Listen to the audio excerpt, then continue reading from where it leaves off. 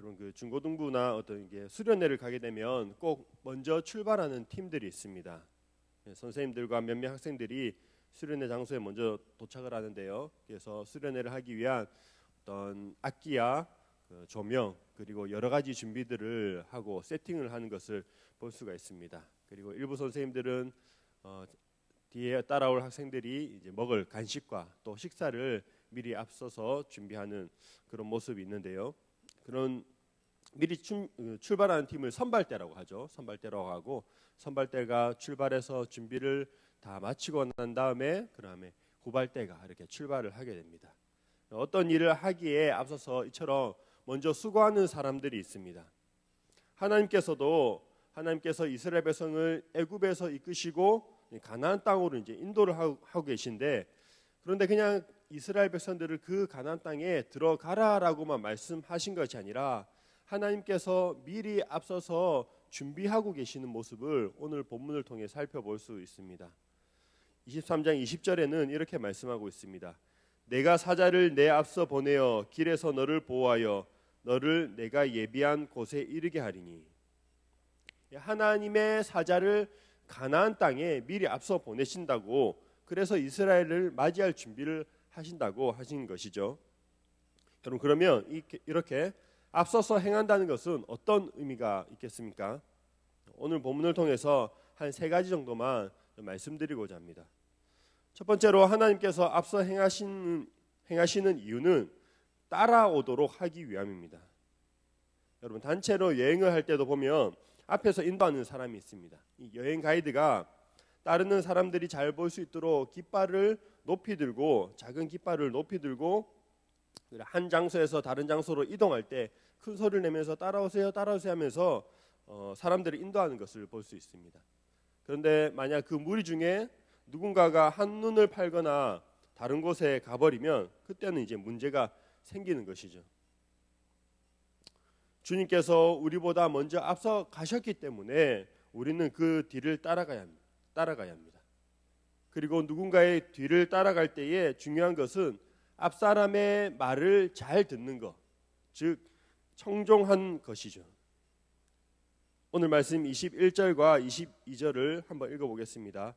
너희는 삼가 그의 목소리를 청종하고 그를 노엽게 하지 말라. 그가 너희의 허물을 용서하지 아니할 것은 내 이름이 그에게 있음이니라. 내가 그의 목소리를 잘 청종하고 내 모든 말대로 행하면 내가 내 원수에게 원수가 되고 내 대적에게 대적이 될지라.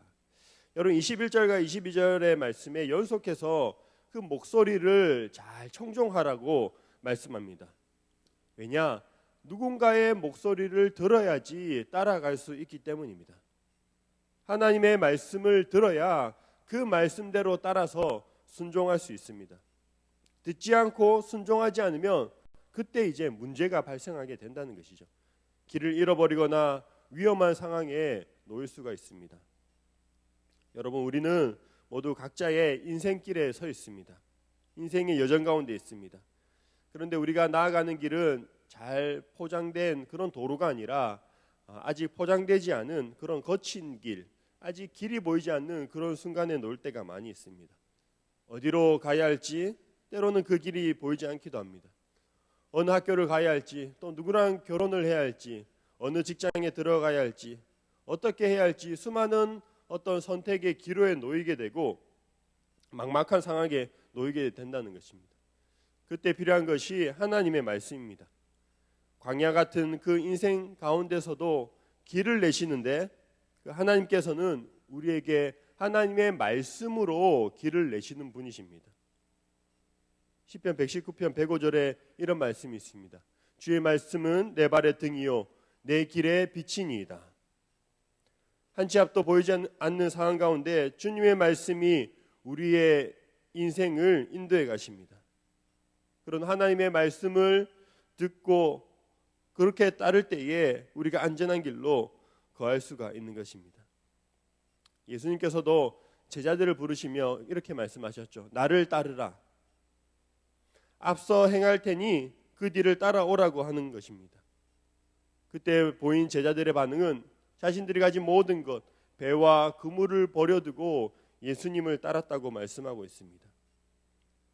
따라가기 위해서 그 목소리를 청종해야 하는데 때로는 그 목소리가 들리지 않을 때가 있습니다. 왜 그렇습니까? 버리지 못했기 때문입니다. 하나님께서 말씀하지 않으시는 것이 아니라 내가 듣지 못하고 있는 것입니다. 내 생각을 아직 버리지 못했고 또 나의 욕심을 아직 버리지 못했기 때문에 하나님의 말씀이 들리지 않습니다. 주님께서 앞서가신 이유는 따라오도록 하기 위함인데 양떼가 목자의 음성을 듣고 그 말에 귀 기울이고 따라가는 것처럼 주님의 음성을 듣고 따라가는 우리 모두가 되길 소망합니다. 두 번째로 하나님께서 앞서 행하시는 이유는요, 본을 보여주시기 위함입니다. 23절과 24절을 제가 다시 한번 읽어보겠습니다. 내 사자가 내 앞서 가서 너를 아모리 사람과 헷 사람과 브리스 사람과 가나안 사람과 히위 사람과 여부스 사람에게로 인도하고 나는 그들을 끊으리니 너는 그들의 신을 경배하지 말며 섬기지 말며 그들의 행위를 본받지 말고 그것들을 다 깨뜨리며 그들의 주상을 부수고. 하나님의 사자가 앞서가서 행했던 일이 있는데 그 일은 무엇이냐? 그 땅에 살고 있는 가나안 족속들, 그 족속들을 쫓아내고 그 사람들을 끊는 일이었습니다. 앞서간 하나님의 사자는 가나안 사람들을 본받지 않았습니다. 오히려 그들을 무찌르고 그들이 가지고 있는 우상을 깨뜨렸습니다. 이처럼 앞서 행한 그러한 모습을 보고 이스라엘 백성들도 그대로 본받기를 바랬습니다. 여러분, 광야에서의 생활과 장차 들어가게 될 이 가나안 땅에서의 생활은 완전히 다른 생활이 이제 펼쳐지게 될 것입니다. 광야에서는 그 이스라엘 백성들만 살고 있었습니다. 아주 황량한 곳이고요. 그런데 장차 들어가게 될 가나안 땅은 어떻습니까? 온갖 앞선 그런 문화와 여러 가지 유혹들이 있는 곳입니다. 앞선 기술들을 지니고 있던 것이 이 가나안 족속들이었습니다. 여러분, 우리보다 조금 더 좀 뛰어난 사람을 보면 그 사람을 따라하고 싶은, 본받고 싶은 그런 생각을 가지게 됩니다. 이 농사의 경험이 없는 이스라엘 백성들이 그 가나안 땅에서 농사를 지어야 되는데 그때 그 가나안 사람들의 농경 기술을 배우고 싶어 할 것이고 또 그리고 그 단순한 기술뿐만 아니라 그들의 어떤 주술적인 행위들, 어떻게 하면 비가 내리고 어떻게 하면 풍족하게 열매가 맺을 수 있는지, 어떻게 신을 달래서 그런 풍요로운 삶을 얻을 수 있을지, 그런 주술적인 부분까지도 배우고 싶었을 것입니다. 이러한 많은 유혹들이 앞으로 펼쳐지기 때문에 하나님께서는 모세를 통해서 미리 그 하나님의 율법을 주시고 광야에 있을 때 율법을 주셔서 장차 들어갈 가나안 땅에서 혼란을 겪지 않도록 말씀하십니다. 이런 것들은 하고 이런 것들은 하지 말라. 아주 구체적인 것들까지 말씀하시면서 분명하게 말씀해 주십니다.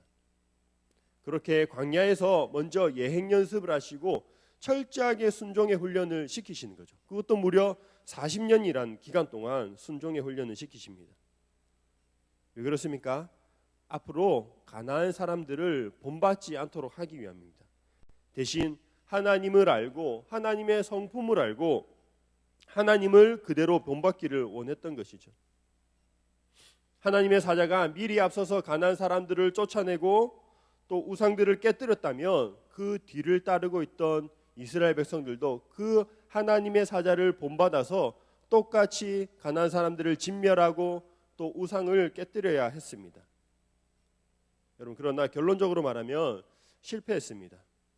하나님을 본받기보단 가나안 사람들을 본받는 그런 죄를 저지르게 됩니다. 사랑하는 성도 여러분, 우리가 본받아야 할 대상은 분명합니다. 우리는 세상을 본받고 앞선 문화들을 본받고 유명한 사람들을 본받는 것이 아니라 우리를 인도하고 계신 예수님을 본받을 수 있어야 합니다. 예수님께서는 우리를 위해서 구원의 길을 열어놓으셨고 또 앞서서 행하시며 어떻게 해야 할지 우리에게 본을 보여주셨습니다. 예수님께서 광야 40일 동안 사탄에게 시험을 받으실 때에 어떤 초월적인 능력, 그러니까 초능력을 사용해서 그 사탄을 무찌르지 않으셨습니다. 예수님께서는 말씀을 인용해서 하나님의 말씀으로 사탄을 물리치셨습니다. 왜 그렇게 하셨습니까? 본을 보이신 것이죠. 우리도 예수님처럼 똑같은 그런 사탄의 유혹이 왔을 때에 어떤 특별한 초능력이 아니라 우리에게 주신 하나님의 말씀으로 그러한 유혹들을, 시험들을 이겨내도록 본을 보이셨습니다. 제자들의 발을 씻기시면서도 하시는 말씀이 너희도 나처럼 이같이 섬기라고 하셨습니다. 몸으로 직접 먼저 본을 보여주시고 따르기를 원하셨습니다. 예수님께서 먼저 십자가를 지고 가셨기 때문에 우리에게도 날마다 자기 십자가를 지고 주님을 따를 것을 말씀하셨습니다. 그리고 부활의 첫 열매가 되셨기 때문에 믿는 모든 자들에게 부활의 본을 보이셨습니다. 그래서 우리도 주님을 본받으며 따를 때에 그런 부활의 소망도 동시에 품을 수가 있습니다. 예수님께서 앞서가셨고 어떻게 해야 할지, 이 세상 가운데 어떻게 살아가야 할지 보여주셨습니다. 따라서 우리도 믿음의 주요 온전케 하시는 그 예수님을 본받으며 그분을 온전히 바라보고 따라가기를 간절히 소망합니다. 세 번째로 하나님께서 앞서 행하시는 이유는 보호하시기 위함입니다. 20절의 말씀 제가 다시 읽어보겠습니다. 내가 사자를 내 앞서 보내어 길에서 너를 보호하여 너를 내가 예비한 곳에 이르게 하리니. 20절에 하나님께서 앞서 가시는데 그 가는 길을 보호하겠다고 말씀하십니다. 여러분, 가나안 땅에 들어가기까지, 그리고 광야의 생활을 거쳐서 가나안 땅에 들어가기까지 여러 가지 위험이 도사리고 있었습니다. 일단 먹을 양식이 없었고 마실 물이 없었습니다. 광야 생활 가운데도 여러 가지 다른 민족들의 공격을 받는 그런 일들도 있었습니다.